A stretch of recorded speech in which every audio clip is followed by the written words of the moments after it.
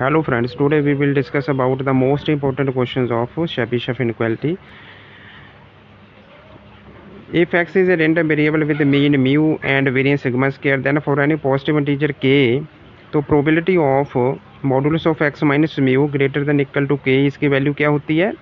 Less than equal to variance of x divided by k square. देखो जो जहाँ पर टर्म है इसका जो स्क्वायर होगा वो जहाँ पर नीचे आएगा डिनोमिनेटर में. तो इसके साथ रिलेटेड एक दो क्वेश्चन और है वो डिस्कस करते हैं. जहाँ पर क्वेश्चन नंबर 1 है symmetric dice is throw 600 times, find the lower bound for the probability of getting 80 to 126. Let कर लो x denotes the random variable, मतलब x क्या है हमारे पास टोटल नंबर ऑफ 6. तो जहाँ पर बायनोमियल डिस्ट्रीब्यूशन लगेगी, तो जहाँ पर बायनोमियल डिस्ट्रीब्यूशन का जो एक्सपेक्टेशन होती है वो कितनी होती है, उसका फॉर्मूला होता है n इंटू पी.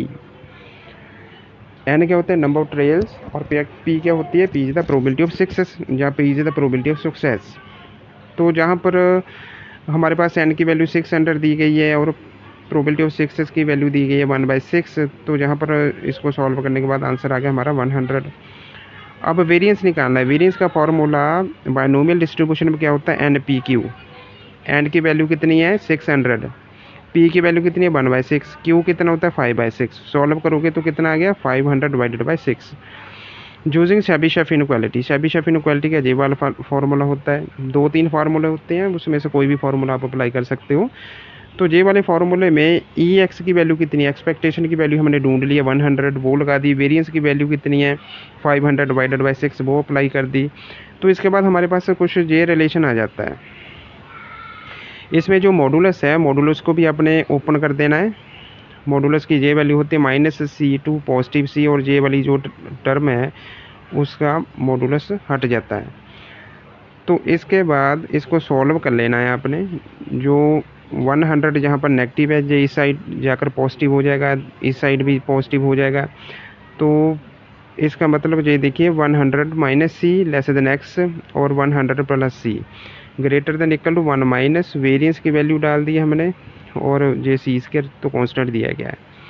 तो अब हमें बाउंड चाहिए 80 to 126 इसका.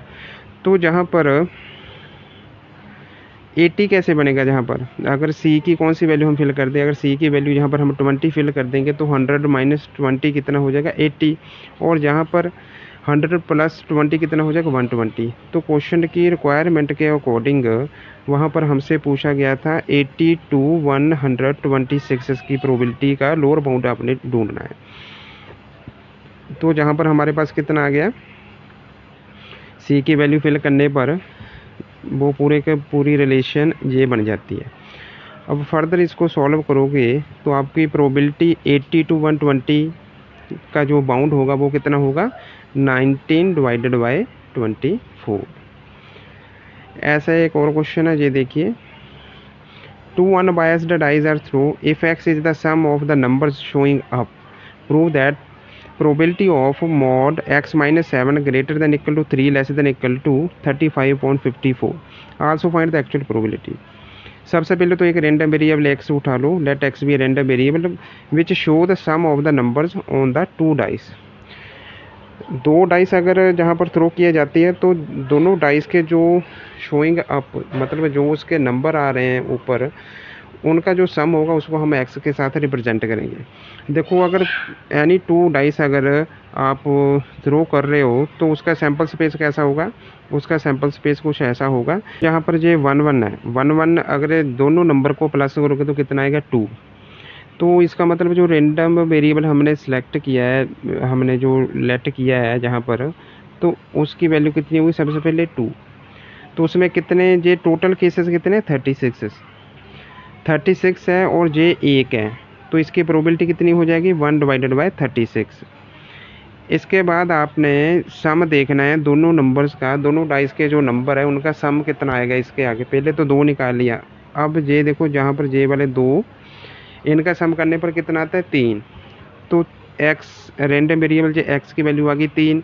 तो इसकी प्रोबेबिलिटी कितनी है, टोटल केसेस कितने हैं 36 और फेवरेबल केसेस कितने 2, मतलब 1 जे और 1 जे 2. 2 डिवाइडेड बाई कितने हो गए 36।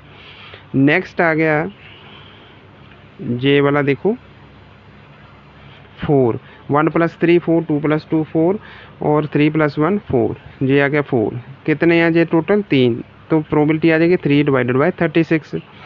इसके बाद आ जाएगा हमारे पास सिमिलर सभी का ऐसे आपने देख लेना है। ये देखो ये आ गया हमारे पास 1 + 4 5, 2 + 3 5, 3 + 2 5, 4 + 1 5। तो 5 का कितना आएगा हमारे पास, देखो 5 की प्रोबेबिलिटी कितनी होगी, ये कितने हैं टोटल 4, 1 2 3 4, 4 डिवाइडेड बाई कितना आ जाएगा 36। ऐसे ही आपने सारे जितने भी इसमें रैंडम वेरिएबल्स हैं उनको प्लस करते जाना है। और कहाँ तक जाना है, ये देखो लास्ट में 6 + 6 कितने होते हैं 12, 12 है तो कितने हैं, मतलब ये एक ही नंबर है 6, तो प्रोबेबिलिटी कितनी होगी 1 डिवाइडेड बाई 36। मतलब जितने फेवरेबल केसेस होते हैं divided by total number of cases. तो ये हमने प्रोबेबिलिटी निकाल ली है। प्रोबेबिलिटी किसकी निकली है, जब रैंडम वेरिएबल की 2 वैल्यू है तो प्रोबेबिलिटी जे है, 3 है तो प्रोबेबिलिटी जे है, 4 है तो जे है, सिमिलर सो ऑन ऐसे जा रहा है। तो अब इसके बाद हमने एक्सपेक्टेशन निकालनी है। एक्सपेक्टेशन का फार्मूला क्या होता है हमारे पास, x into P x, summation of x into P x. X की वैल्यू और उसके कॉरस्पॉन्ड जो प्रोबेबिलिटी है उनको आपसे मैं मल्टीप्लाई कर दूँ। ये देखो ये x की वैल्यू है और ये प्रोबेबिलिटी की वैल्यू है, दोनों को मल्टीप्लाई कर दो। फिर ये x की वैल्यू है, ये सेकंड प्रोबेबिलिटी, इसको मल्टीप्लाई कर दो। फिर थर्ड इसको इसके साथ मल्टीप्लाई कर दो। ऐसे मल्टीप्लाई करोगे तो हमारे पास ये वाला कुछ डाटा आ जाता है, ये वाला रिलेशन आ जाता है। देखो x को प्रोबेबिलिटी के साथ मल्टीप्लाई किया, x को प्रोबेबिलिटी के साथ मल्टीप्लाई किया है, तो इस रिलेशन में 1/36 कॉमन निकल गए। कॉमन निकलने के बाद अंदर कितने जो भी टर्म रहेगी ये उनको प्लस कर दो। प्लस करने के बाद ये आ गया हमारे पास 252 डिवाइडेड बाई 36, डिवाइड करोगे तो आ गया 7। मतलब जहाँ पर एक्सपेक्टेशन कितनी आ गई 7। तो अब हमने ई एक्स स्क्वायर निकालना है। ई एक्स स्क्वायर कैसे निकलेगा, summation x square into P x. अब इसमें जो रैंडम वेरिएबल है उसका स्क्वायर करना है और उसके कॉरस्पॉन्ड जो प्रोबेबिलिटी है उसको मल्टीप्लाई करना है। इसका मतलब ये हुआ, यही टेबल में एक्स जे है इसका पहले स्क्वायर करना है, वो आ जाएगा 4, उसको मल्टीप्लाई कर देना 1/36, प्लस 3 का स्क्वायर कितना हो गया 9, उसको मल्टीप्लाई कर देना 2 डिवाइडेड बाई 36। ऐसे ही सभी नंबर्स को आपने ऐड कर देना है। तो ई एक्स स्क्वायर की हमारे पास वैल्यू कितनी आ गई, एक्स स्क्वायर कितना आ गया 2 का square 4 multiply by correspond probability, plus 3 का स्क्वायर कितना होता है 9, उसको मल्टीप्लाई कर दो कॉरस्पॉन्ड जो उसके साथ प्रोबेबिलिटी है। ऐसे ही सभी नंबर को ऐड कर दो, जहाँ से 1/36 फिर कॉमन आ गया। कॉमन आने के बाद जो टर्म्स है उनको ऐड कर दो। ऐड करने के बाद हमारे पास आ गया 1974, उसको 36 के साथ डिवाइड कर दोगे तो हमारे पास आ जाएगा 329 डिवाइडेड बाई 6। तो ये था हमारे पास ई एक्स स्क्वायर। हमने निकाला है वेरिएंस। वेरिएंस का फॉर्मूला कौन सा होता है, ई एक्स स्क्वायर माइनस ई एक्स का होल स्क्वायर। इसकी वैल्यू 329 डिवाइडेड बाई 6 है और इसकी वैल्यू थी 7। 7 का स्क्वायर कितना हो गया 49। सॉल्व करोगे तो हमारे पास आंसर आ गया 35 divided by 6। Using Chebyshev inequality. Chebyshev inequality हमारे पास ये रिलेशन होता है शेबीशेफ इनइक्वालिटी का। इसमें म्यू का मतलब मीन होता है, मीन की वैल्यू 7 आ गई है तो वो फिल कर दो। वेरिएंस कितना है 35/6, वो फिल कर दो। तो गिवन क्वेश्चन में जहाँ पर जो कांस्टेंट है उसकी वैल्यू 3 गिवन दी गई है, तो अब उस रिलेशन में आपने इसकी वैल्यू 3 फिल कर देनी है। ये देखिए यहाँ पर के की वैल्यू कितनी पुट कर देनी है 3, क्योंकि गिवन क्वेश्चन में पूछा गया है। अगर इसको फिल कर दोगे तो जहाँ जहाँ के है वहाँ इसकी वैल्यू फिल कर दी हमने। तो सॉल्व करने के बाद आ गया हमारे पास 30 डिवाइडेड बाई 54। अब इसकी एक्चुअल वैल्यू निकालनी है। एक्चुअल वैल्यू देखो इसकी क्या होगी, probability mod x - 7 greater than equal to 3। तो सबसे पहले तो जहाँ इसको ऐसे लिख सकते हैं 1 minus probability mod x - 7 less than 3। तो जहाँ पर जो मॉडुलस है उसको आपने स्प्लिट कर देना है। इसकी वैल्यू होती है नेगेटिव टू पॉजिटिव और जे वाली जो टर्म होती है उसका मॉड हट जाता है, वो सेंटर में लगा दिया। अब जे वाला जो 7 है, 7 नेगेटिव है, जो इधर जाकर पॉजिटिव हो गया, इस साइड जाकर भी पॉजिटिव हो गया। तो इसके बाद हमारे पास आ जाती है वैल्यू 1 माइनस प्रोबेबिलिटी 7 माइनस 3 कितना होता है 4, 7 प्लस 3 कितना होता है 10। मतलब प्रोबेबिलिटी निकालनी है आपने x ग्रेटर देन 4 से बड़ा होना चाहिए और 10 से छोटा होना चाहिए। 4 से बड़े कौन से नंबर है 5, 6, 7, 8, 9, 10 से छोटे कितने होते हैं 9। तो इनकी जो प्रोबेबिलिटी है रैंडम वेरिएबल की 5 की प्रोबेबिलिटी जितनी है, 6 की प्रोबेबिलिटी कितनी है, 7 की कितनी है, 8 की कितनी है, 9 की कितनी है, वो सभी प्रोबेबिलिटी को आपने ऐड कर देना है। ऐड करने के बाद इसको सॉल्व करोगे तो हमारे पास इसकी वैल्यू आ जाएगी 1/3। ये इसकी एक्चुअल वैल्यू आएगी। नेक्स्ट क्वेश्चन देखिए, suppose an interactive computer system is proposed for which it is estimated that the mean response time it equal to 0.5 second and the standard deviation sigma equal to 0.1 second। देखो जहाँ पर mean दिया गया है और एक standard deviation दिया गया है आपको। तो using Chebyshev inequality the probability, ये वाली प्रोबेबिलिटी निकालनी है जो गिवन दी गई है। 4 ऑप्शन दी गई है, कोई एक करेक्ट होगी। देखो शेबीशेफ जो इनइक्वालिटी है उसका फॉर्मूला तो ये है। अब जो गिवन दिया गया है, गिवन में हमको मीन दिया गया 0.5, तो जहाँ मीन की वैल्यू 0.5 हमने फिल कर दीजिए देखो यहाँ पर।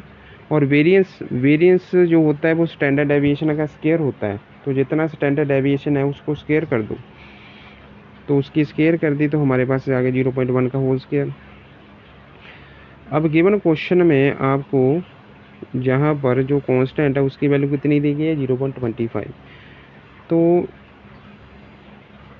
इस वाले रिलेशन में के की वैल्यू आपने क्या फिल करनी है 0.25 फिल कर दोगे तो इसके बाद हमारे पास ये रिलेशन आ जाता है। तो ये राइट हैंड साइड को सॉल्व करोगे तो हमारे पास कितना आंसर आ गया 0.16। मतलब इस प्रोबेबिलिटी की जो बाउंड पूछा था वो कितना गया 0.16। इसका मतलब इसकी जो ऑप्शन ए है वो क्या होगी करेक्ट। ऐसे और वीडियो देखने के लिए हमारे चैनल को सब्सक्राइब कीजिए और वीडियो को लाइक और शेयर कीजिए। Thanks for watching.